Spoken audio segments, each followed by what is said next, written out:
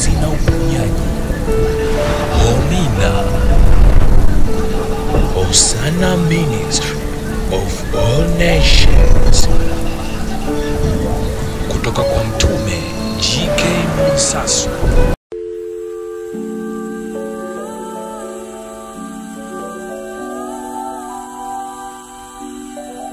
Watu wa Mungu, Kristo amerejea. Miaka 1000 ya kutawala pamoja na Kristo chini ya jua, ndio huu wakati.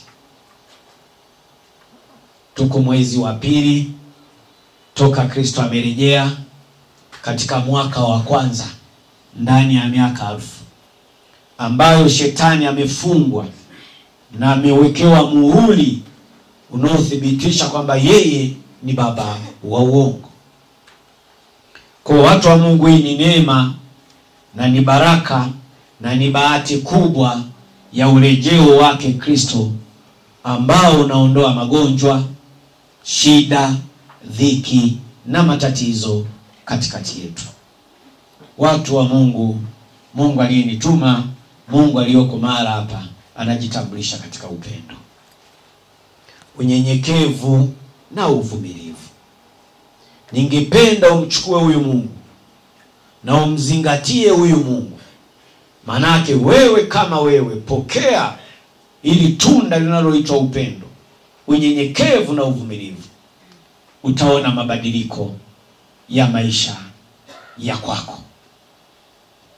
Watu wa Mungu, Mungu ni ufahamu na shetani ni ufahamu. Hizi ni falme mbili ambazo zinashindana. Lakini katika kushindana hizi falme mbili, watu wa Mungu, tukumbuke na tufahamu kwamba katika yale yote yaliyo mema ya Mungu, anatutegemea sisi wenyewe wanadamu, watu wake chini ya jua. Na yale maovu ya shetani, anategemea wanadamu chini ya jua. Nimetumwa nikutoe katika hayo maovu, kwamba giza liondoke kwako, bali upokee nuru ambayo ni matendo yaliyo mema katika maisha yako. Watu wa Mungu, wokovu ni mabadiliko ya tabia. Ni mabadiliko ya tabia. Ningeomba kila mmoja uzingatie hilo, ili huyu Kristo aliyerejea anapotawala pamoja nawe chini ya jua, anachotaka kuona ni mabadiliko ya tabia. Anenena simi ni ule Roho wa kweli wa Mungu aliyemfufua Kristo, ambaye ni mwalimu na ni kiongozi. Na kusii uzingatie, mimi ni mtume, nimetumwa.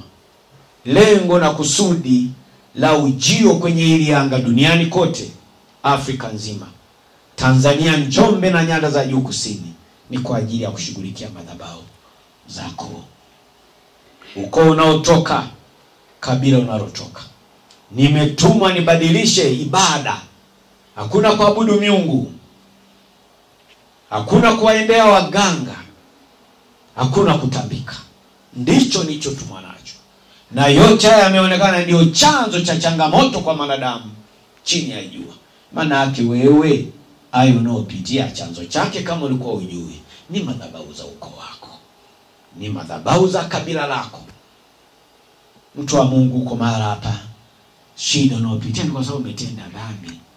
Kama si wewe, kizazi ulikotoka, toka karne ya kwanza, babu zako, bibi zako, wajomba zako,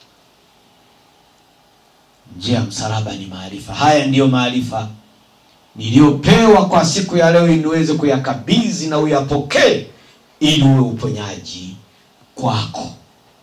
Ujumbe wa leo niliopewa unasema, kwa nini maadui zetu wanafanikiwa kuliko sisi?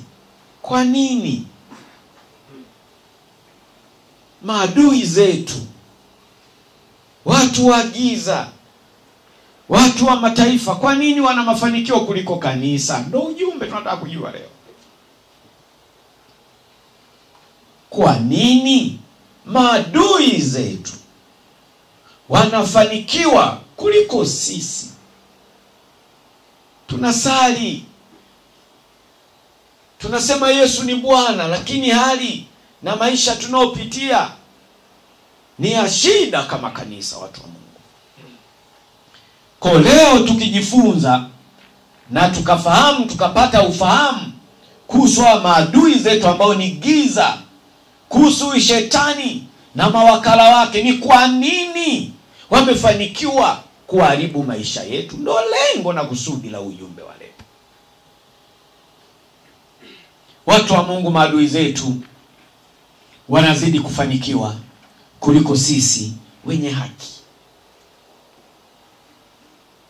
Sisi wana wa Mungu ni kilio. Sisi wana wa Mungu muda wote ni magonjwa, ni shida, ni dhiki. Kwa nini?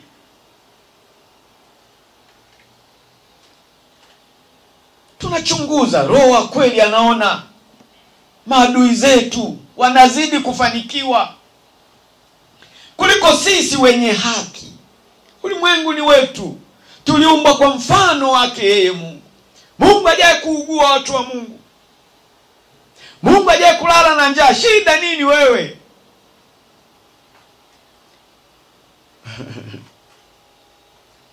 Wana wa nuru ni shida tupu. Kwa nini wana wa giza wanatuzidi kila kitu? Kwa nini? Unatakiwa ujiulize. Si ni wana wa nuru, kanisa ni wana wa nuru. Kristo alikufa akafufuka. Alishinda mauti. Inatafuta nini mauti kwenye nyumba yako? Magonjwa yanatafuta nini kwako? Magonjwa yanatafuta nini kwako? Magonjwa yanatafuta nini? Mwana wa nuru, nyota ya asubuhi unayeangaza, nini shida? Biashara haziendi. Ukilima uvuni, shida nini? Mwana wa nuru, nyota ya alfajiri. Ndoa ni changamoto, shida nini? Kwa nini maadui zetu wanafanikiwa kuliko sisi? Maadui zetu wanazidi kufanikiwa kuliko sisi wenye haki.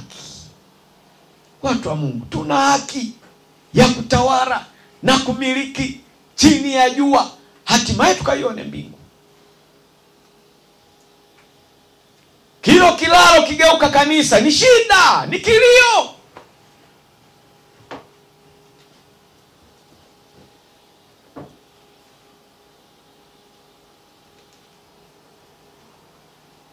Tunaona watu wa mataifa, watu wa giza wanafanikiwa kuliko kanisa. Shida nini? Ndio lengo na kusudi la ujumbe wa leo. Kila mmoja kwenye ufahamu wako jitafakari. Shida nini? Umeokoka, shida nini?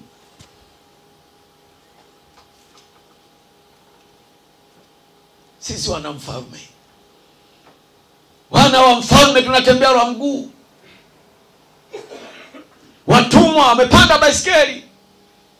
Shida nini? Fedha, dhahabu na mali vyote ni vya kwetu. Viko wapi? Viko wapi? Mwana wa nuru, viko wapi? Uliyeumbwa kwa mfano wake Mungu, uko ndani ya Kristo, umezaliwa upya kwa mbegu isiyoharibika. Mbona uharibifu upo kwako? Afya haisomeki. Shida nini?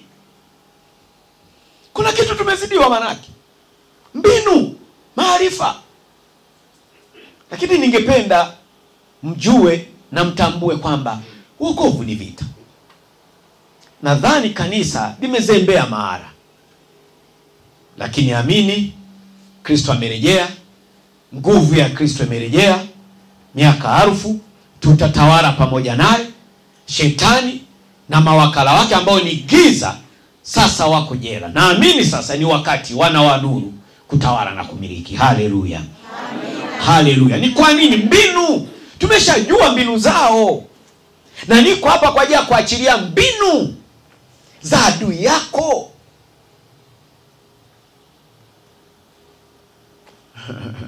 Kumbuka mimi nimesema nimetumwa kwa ajili ya kukutoa kwenye miungu na madhabahu zako.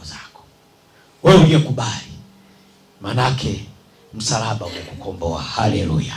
Amina. Manake umeondolewa kwenye mateso, ndio unatoka kwenye mateso. Shida, dhiki ndio vinakuachilia kwa sababu umeamua mwana wa nuru, mwana wa haki, mwana wa mfalme. Mtoto wa mfalme tembea kwa mguu. Mtoto wa mfalme unalia. Mtoto wa mfalme unalala na njaa. Mfalme yupi huyo? Mimi ninavyojua hakuna mfalme ambaye ni maskini. Toka nimeijua hii dunia na vitabu vya kila aina katika utawala wa kila aina, mfalme yoyote lazima awe na kitu. Na leo tunaambiwa na tunasema siku zote kwamba Yesu ambaye ni Kristo ni mfalme wa wafalme. Inakuwaje hakuna matokeo?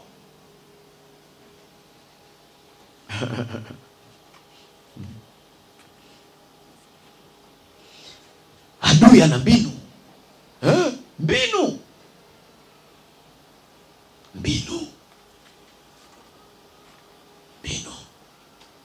Hebu kwanza tusome Maombolezo 1. Fungua Maombolezo 1.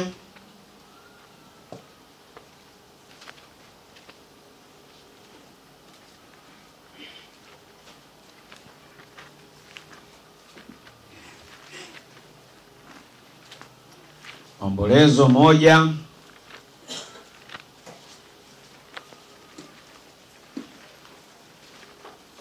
Maombolezo 1.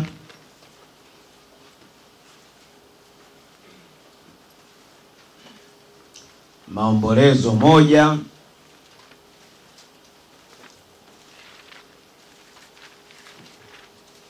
Maombolezo 1 mstari wa 5.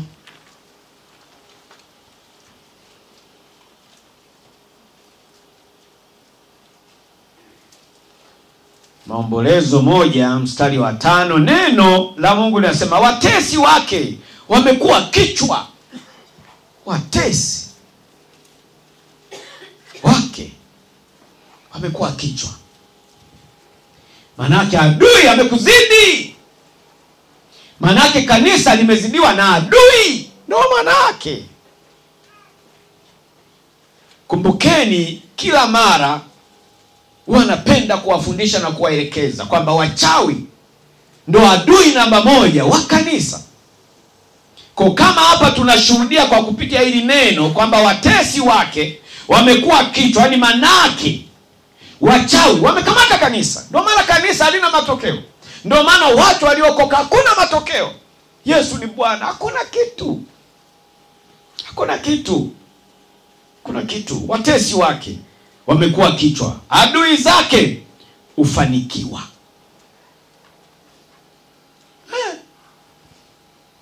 Na wanatucheka.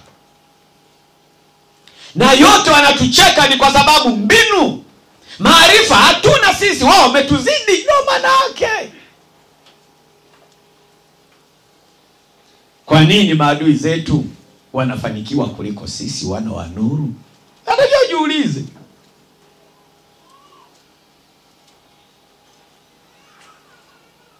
Kwa nini maadui zetu wanazidi kufanikiwa kuliko sisi wenye haki? Haki ya kutawala na kumiliki vitu vyote mnavyoviona chini ya jua ni haki yetu sisi, sio shetani. Ndio manake.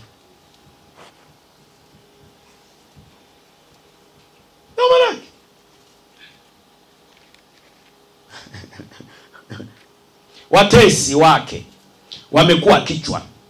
Wamekuzidi manake. Adui yako amekuzidi.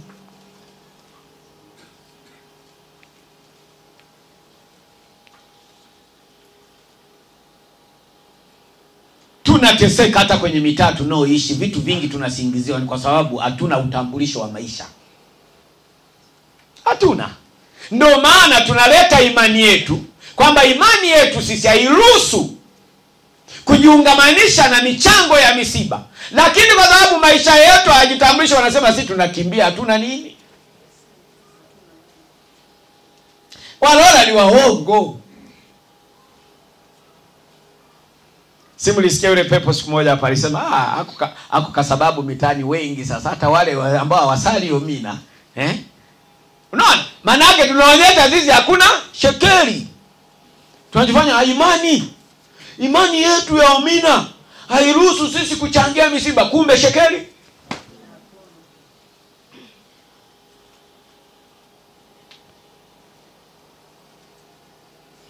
Balozi alikuja nyumbani kudai mchango wa msiba. Akiangalia maisha anayoishi, yeye jamaa kimbia.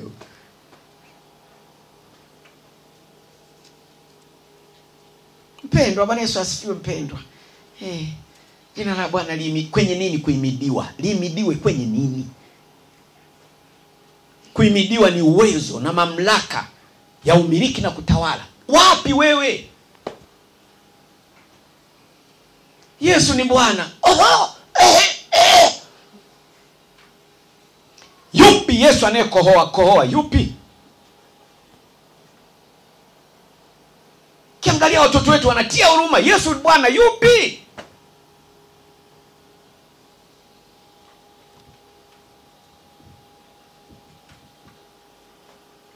Shida na mateso vinaongoza kwenye kanisa. Ni kwa sababu adui wa kanisa ana nguvu.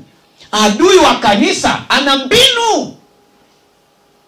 Lakini leo nawaahidi Kristo amerejea. Manake ufahamu sasa tunao.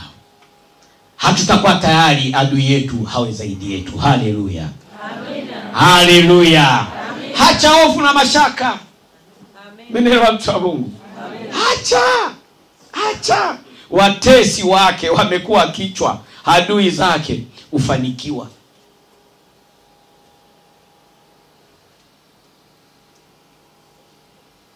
Njaa mbaya, usete wasiari. Nafikiri njaa inaangalia ulokole.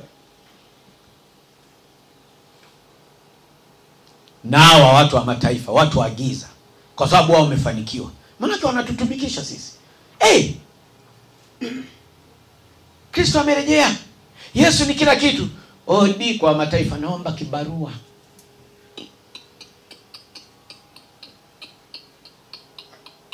Ndio maana ya kusema watumwa wamepanda nini? Farasi. Sisi tuko lwa mguu wenye farasi. Ndio maana yake. Alafu sasa walivyo wao, siku ambao unasema unaenda kwenye ibada ndio wanakupa kibarua.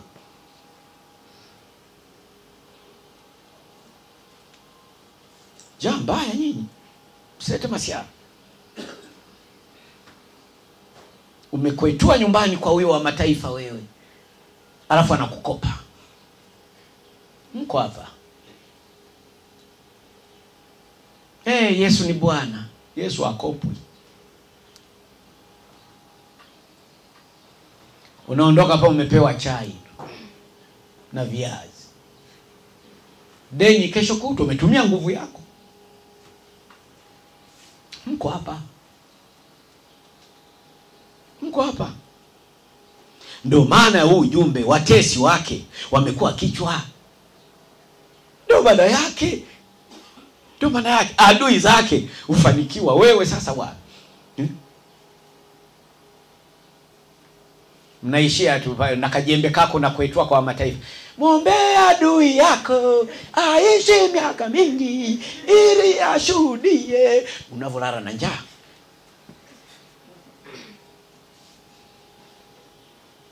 Na tukosi tunyimbo tunatujua sisi.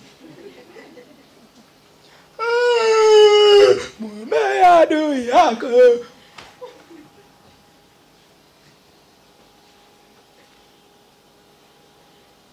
Unanichungulia? Haya ndiyo kanisa wanaoishi. Kwa nini? Mbinu hakuna. Namna ya kumshinda adui. Hakuna.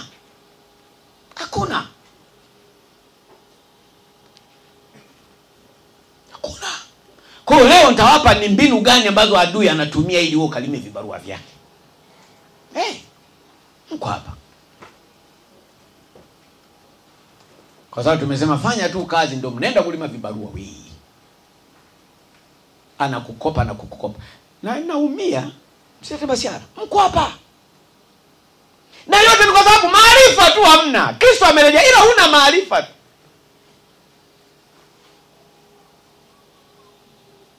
Huna maarifa. Tuna maarifa mengi yanayohusu kanisa, namna ya kufanikiwa. Namna kukaa na Kristo ili uweze kumiliki na kutawala. Tunayo.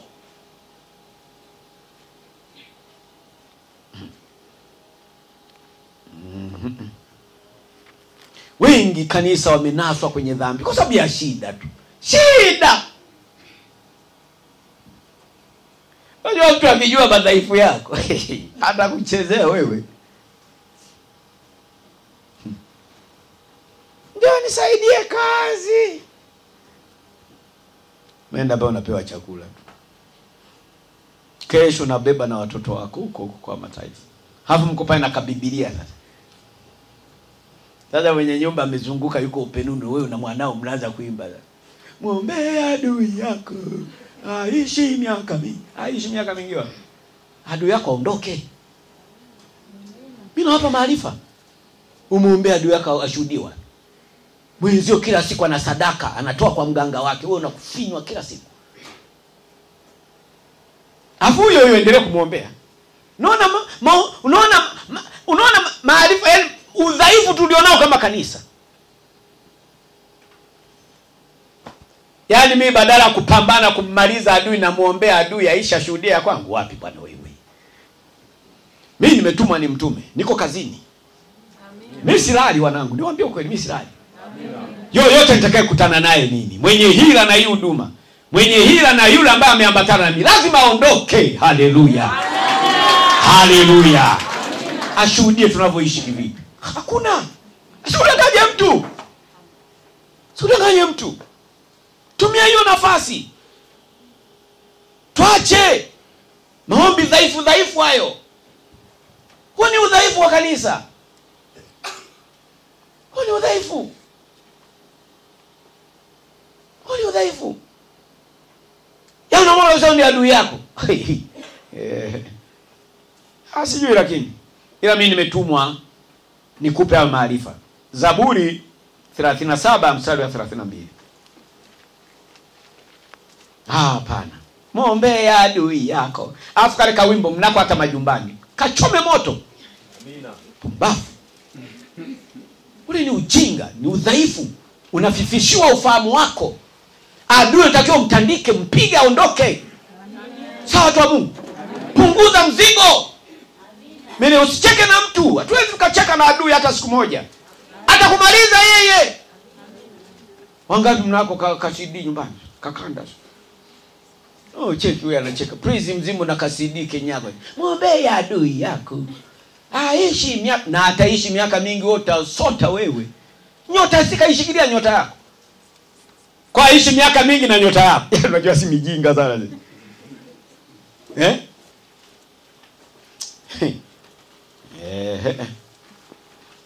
37 Zaburi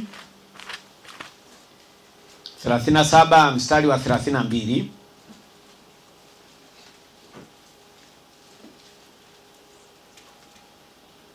Neno la Mungu linasema mtu asiye haki umvizia mwenye haki. Unaona? Mtu asiye na haki umvizia mtu. Unaona? Sisi tuna kila kitu. Kwa shetani na mawakala wake na maadui zetu wanachokiwinda kila siku ni nyota zetu. Sisi ni wakufanikiwa watu wa Mungu. Kile ulichoumbiwa hatima yako inang'ara, mwana wa nuru wewe, mwana wa haki. Kwa kazi ya adui, kazi ya shetani ni kuvizia nuru yako. Kila siku ndo kazi yake. Hapo nasema muombe adui yako aishi miaka mingi, endelea kuvizia haki yako. Mafundisho potofu ya Kipentekoste. Ndio maana kanisa la Pentekoste ni masikini, wanaumwa, mnakutana nao kwa waganga. Hao wateja wa waganga wako kwenye makanisa. Usidanganye mtu. Wewe unalala njaa unaenda hospitali. Unajiti mamwe. Kikatokeni. Labda ukae kichao pewage vyakula vya wagonjwa. Takiwa hangaike, utumie nguvu ili uweze kula na familia yako. Kwa namna gani? Ni madhabahu gani utaiendea? Sio ni watu wamefanikiwa mkajua wamefanikiwa hospitalini. Usidanganye mtu. Wanaendesha magari wafikiri walienda hospitali kuomba. Amka kanisa, amka. Amka. Amka. Amka. Amka kama kanisa.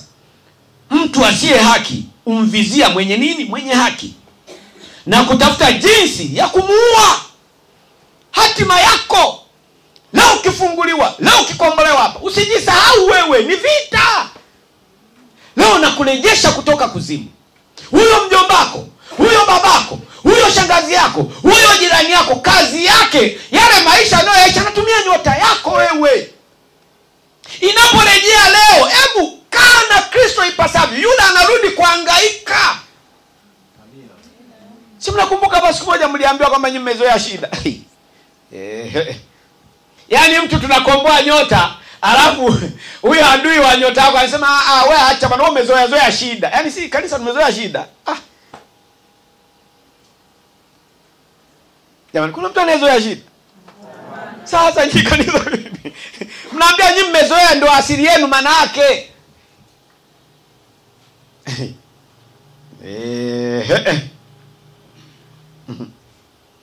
Hatari. Mtu asiye haki umvizia mwenye haki na kutafuta jinsi ya kumuua. Mtu aliyechukua hatima yako anakumaliza. Sente basi hapo. Anakumaliza. Wengi hapa mnapoteana ni kwa sababu ya huyo adui. Ana nyota yako. Ameshikilia hatima yako. Ndio maana ndoa inakusumbua. Biashara haziendi. Unagombana kila siku na mmeo. Mmeo na mwanamke mwingine. Huyo mwanamke ameshikilia hatima. Umepakwa kinyesi wewe, alafu unamwombea adui aishi eti. Takuwa mgeni wa nani wewe? Unatembea sura imegeuzwa, kisogo ndo kiko mbele. Maarifa, amka. Mnalala njaa majumbani na watoto wamejaa kama visisimizi sio vipanya nyumbani. Shida! Kuna mtu kapanda hatima yako ili usiwe mbele wala nyuma. Alafu unasema unamuombea adui yako. Muombea adui yako ili kiwe nini? Ili aendelee kuishi yeye. Ufalme wa Mungu unatekwa na nguvu. Nao wenye nguvu wauteka. Tunahitaji kutawala na kumiliki. Ni wakati umefika. Kristo amerejea. Maana yake ufahamu. Leo nakufungua ufahamu. Kanisa zaidi ya miaka 2000 wanaimba makanisani, muombea adui yako aishi miaka mingi. Wewe mjinga wewe. Fundisho ya ovyo hayo. Mtu ameenda kuroga, ameenda kwa mganga, ametoa sadaka. Wewe unaugua kila siku. Wewe unasema ndio muombea mbegu hizi. Maana Manake waendelee kuugua. Si ndo manake? Ipo siku Yesu atarudi. Unafikiri Yesu anakaa na vinyonge? Vinyonge havitauona ufalme wa Mungu. Haviendi mbinguni. Amka. Tawala na kumiliki kwa sasa. Ishi vizuri na familia yako. Watoto wasome shule nzuri. Mvae vizuri. Mle vizuri. Hatimaye Kristo sasa, siku ya mwisho, tucheke pamoja. Acha masiara nyinyi. Hii ni dunia. Wanakesha wa maadui. Wanakesha watu wa Mungu. Wana masadaka hawa kwa kupitia nyota yako.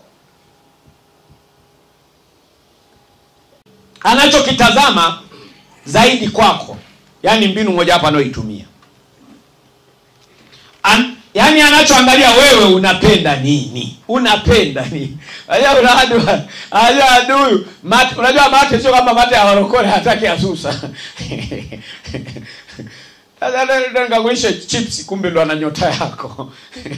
Chips ni viazi. Si vimekatwa. Wewe unashiba viazi wewe.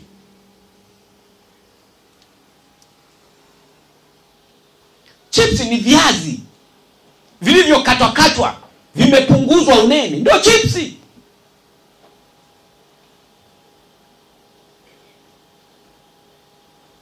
Unauza utu wako kisa chipsi.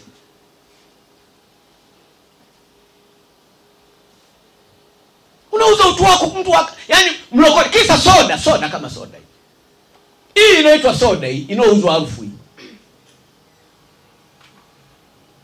Kanisa mwendi mbinguni nyinyi, dhambi. Mtu unamwona anakunywa soda unachukia.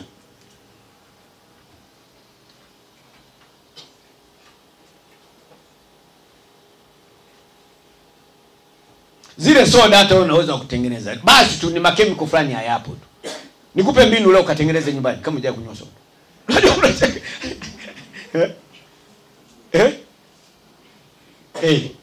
Ingawa haitakuwa na gesi. Na ukitaka gesi na limau lipo. Chukua sukari, ichemsha kwenye sufuria. Chukua maji, ikishaungua ile sukari, weka maji. Ukishaweka maji, ipua, weka na limau. Weka kwenye kikombe na wewe piga hii hapa. Wewe usiumu.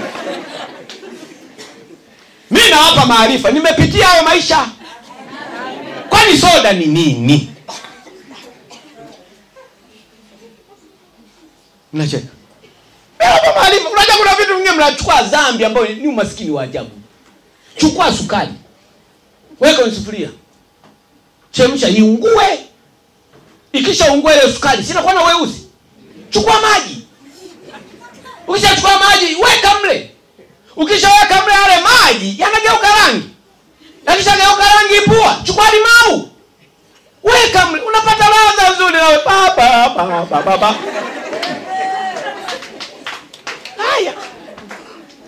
Haya kama kanisa. Unajua vitu vingine ni vidogo. Wanacheka. Haya. Sisi zamani wewe kuishi hivyo kijijini. Kijijini unajua mnakuwa na sherehe ya Christmas au Sabasaba. Sasa zile sherehe hamna pesa ya nini? Ya kununua soda. Sasa ili ulanzi upo pembeni au kimpumu na soda sasa lazima iwepo. Sio kisasa. Ndio tulikuwa tunafanya biashara hiyo wenzenu. Haleluya. Amina. Haleluya. Hapo watu wakija baa wakiona na si kwenye vichupa vyenyewe vipo tu. Wanajua na wao wamenunua nini? Soda. Haleluya. Kwa hiyo adui wa maisha ya kanisa anachokifanya kwako wewe ni kufahamu tu madhaifu ulionayo. Anajua unapenda nini au unachukia nini. Hicho tu. Ni kutoa yauti. Ndio maana tunasema kuna vitu vingine watu wa Mungu ni ufahamu tu. Pilau ni nini? Si mchele huu. Unachanganya ndani. Hivi vinaweza kazidi hata 5,000 au 3,000. Ukiamua kula na wanao. Shida nini? Ufahamu. Wangapi mnaenda kutengeneza pilau leo? Unajua kuna vitu vingine walokole dhambi mnachuma kwenye vitu kwa sababu ufahamu ndogo. Pilau unatengeneza mwenyewe na familia yako nyumbani. Nyanya zipo, chukua kachumbari, tengeneza zile nyanya, ni kachumbari watu wa Mungu. Hamjanielewa nyinyi? Kuna siku mtanielewa. Kwa sababu Kristo amerejea. Na kama Kristo amerejea, ni ufahamu. Manake leo hii hutatekwa, hutauza utu wako kisa chipsi. Viazi vipo watu wa Mungu. Rudi nyumbani. Kakatekate nini? Kaza viazi. Lizikaweka ndani mwako. Chukua nyanya. Chukua limau, tengeneza kachumbari. Kapo. Na umekula nini? Umekula nini? Kwa adui anaangalia unapenda nini au unachukia nini. Adui kingine anachokiangalia unapita njia ya upande gani? Njia ili aweze kukutega, akukamatie wapi? Ameenda kwa mganga wake. Katoa sadaka kubwa. Anaambia tunachotaka hapa ni unyayo wa yule anayejiita wa kanisa yule. Mbende naenda omina.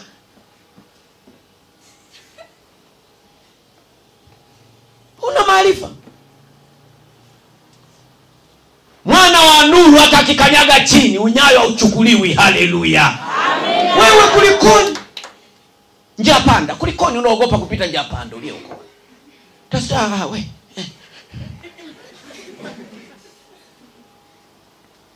Ufahamu. Kwa watu wa Mungu, maadui zetu, mawakala wa shetani, hasa wachawi, wanachokifanya kwa ajili ya kuua uokovu wako na ile hatima yako ili isirejee, wanatumia mbinu za kila aina. Je, unaishi mtaa gani? Wanaangalia mtaa unaoishi, wanakuja mara pale.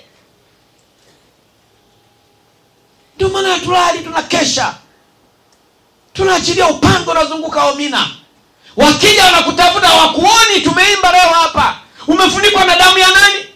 Hata wakija hawakuoni mtu wa Mungu, lakini unaonekana leo una shida, ni kwa sababu ni mtenda dhambi ndani ya kanisa.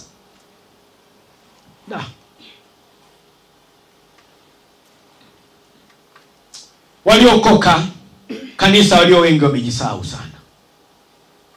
Hawajui kwamba wokovu ni vita. Unapookoka mtu wa Mungu, hasa Omina, tambua kwamba umetangaza vita. Wenyewe mmesikia kwamba mpendwi kwenye mitaa, ndugu na jamaa, ni kwa sababu mnaharibu vitu vyao. Wewe ni mwana wa nuru. Giza na nuru havichangamani. Tutasumbuliwa kwenye mitani kwa sababu sisi ni nuru. Lakini kwa kuwa Kristo amerejea, nguvu ipo ya ile nuru, giza lazima liondoke. Haleluya. Haleluya. Lakini shida moja, wanangu, ndugu zanguni, nyinyi huwa mnielewi na mnisikilizi yale ninaowahubiria.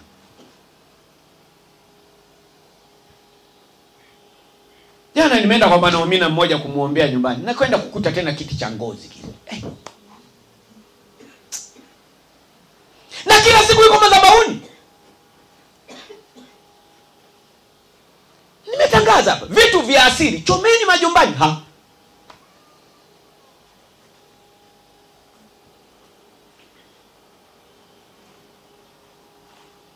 Nafika nyumbani kwake, tena naingia tu sebleni, ndio kipo hicho, acha kabisa. Tena nasema cha mume wangu hiki bwana sio vizuri.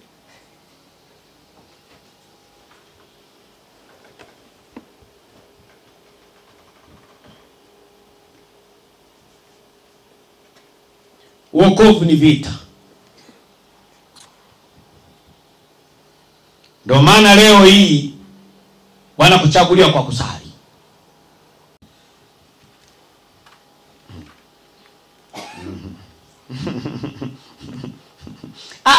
Unajua hii huduma imetoa mengi sana. Kumbukeni mimi nimetumwa kwa ajili ya hiyo kazi. Lakini ili anga na wenyeji waliweza sana kunibishia mimi. Tumeeleza sana hivi vitu vya mila na desturi, namna gani watu wanavyoishi. Wanasema watu uongo. Wanasema uongo. Tena kabla ya hii clip, juzi nilipita mahali nikawakuta watu wamejaa pale na nini, wakiongelea mambo ya mila. Mimi nikajaribu bwana, nilishambuliwa je kutokea. Sasa washambulie na hiyo iliyotoka nje. Hiyo story niliwasimulia, wakawa na bisha. Haiwezekani, mila na desturi za wapi hizo? Wabena wanafanya sasa msituni. Wamoni kama ni uchawi. Wewe babako aliyokuzaa yuko hapo, na wewe binti uko hapo, wote uchi. Na mama yako uchi. Kaka yako uchi. Wifi yako wote uchi. Yaani mmejaa hapo wote. Mnafanya uchafu. Ndio mila za kucheka nazo hizo kwenye hili anga. Kabila la Wabena lina mila chafu. Tumehubiri muda mrefu hizo mila. Sasa leo zimeumbuka kutoka nchi ya watu. Huyo Mbena alienda kuombewa huko. Mnatoa macho. Tumefika 10 Waefeso 6:10. Hatimaye mzidi kuwa hodari katika Bwana na katika uweza wa nguvu zake. Vaeni silaha zote za Mungu mpate kuweza kuzipinga hila za shetani. Wokovu ni vita.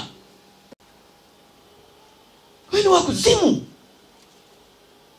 Kwa nini hili neno limesema hivi? Hatimaye mzidi kuwa hodari. Simama kweli, pigana. Falme wa Mungu unatekwa na nguvu, nao wenye nguvu hauteka. Tunapojadili ufalme wa Mungu ni kuishi kwa faida ya madhabahu ya Kristo. Kuna nini wewe uliokoka? Una nini? Ndio maana ufalme wa Mungu uje hapa duniani. Mapenzi yake yatimizwe wapi? Hapa duniani. Maana yake upewe kila kitu wewe. Biashara ziende. Mbona huna biashara wewe uliokoka? Kufanikiwa ni gharama, ni vita.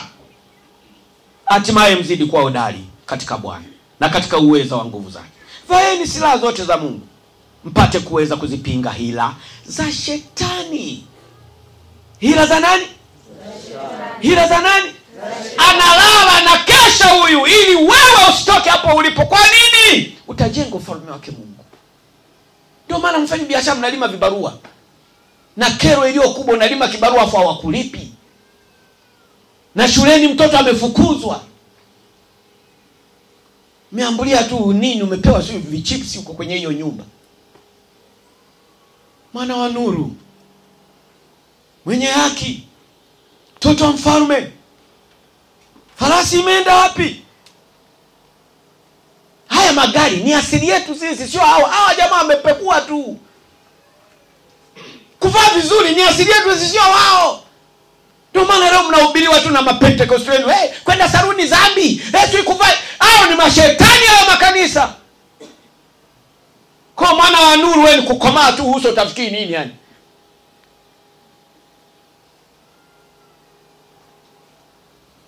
Tia huruma tu. Kristo amerejea. Miaka 1000 ya kutawala pamoja na yeye.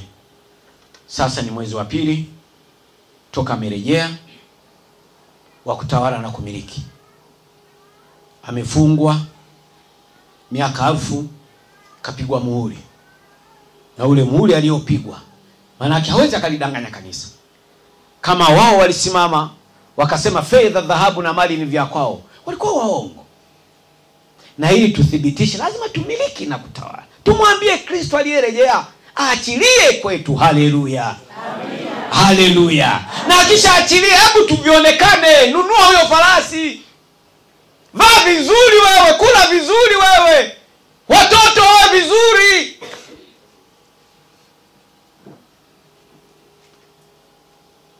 Mi mama bila watoto. Mi baba, watoto waendi shule we baba. Watoto kula yenyewe tabu. Mi baba. Baba wa ukweli ni yule anayeona watoto wanapishana chooni. Wewe ndio unayewe kweli mi baba. Baba unafunga mlango wa choo watoto wasiingie. Kitaja. Kanisa, unajua kanisa si waajabu sana. Wanawafungisha watoto mifungo. Watu wako hapa. Kisa bajeti nyumbani. Leo tufunge. Hakuna wewe. Hacha uongo. Watoto, funga wewe, ambaye ndio watakiwa ubebe silaha. Funga wewe. Watu wa Mungu, na silaha kubwa ya kumshinda adui ni kuomba na kufunga. Na mmejisahau sana ili kanisa muda mrefu. Huko acha nini? Hamyo wanangu kila siku wanapiga.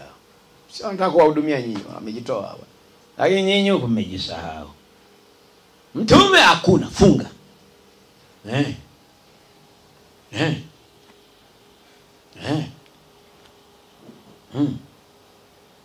Ili kung'oa huo mlima, funga na uombe. Kwa watu wa Mungu, silaha moja hapo iliyo kubwa ya kummaliza adui ni kuomba na kufanyaje? Na kufunga. Watu hapa hata Ijumaa, kesho Ijumaa, hawezi wakafunga kwa ajili ya ibada ya Jumapili. Watu hapo hapa ni kumsumbua mtume kila ukicha.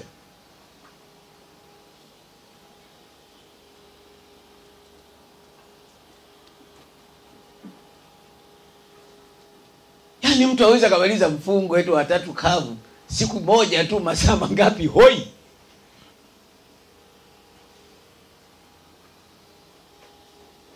Kwa nini adui zetu wanafanikiwa kuliko sisi? Maadui zetu wanazidi kufanikiwa kuliko sisi wenye haki. Watu wa Mungu, sisi ni wana wa nuru. Kufanikiwa ni haki yetu. Kutembea tumekaa ni haki yetu. Wewe waache wachukie. Umenielewa? Usiogope kufanya maendeleo. Wacha wachukie, ni haki yetu. Walitugeuzia haki yetu, walichukua wao. Wao wakatuachia ujinga. Hakuna. Tunda la Roho ni upendo. Tunda la Roho ni upendo. Upendo ni maisha watu wa Mungu. Amina. Na maisha ni upendo. Amina. Maadui zetu wanazidi kufanikiwa kuliko sisi wenye haki. Ni kwa nini? Giza na nuru havichangamani. Sisi ni nuru, katikati yetu giza lazima lifanyaje? Liondoke. Maana yake magonjwa yaondoke, umaskini uondoke. Ndio maana ya nini? Ya giza. Mwambie jirani yako, shika neno.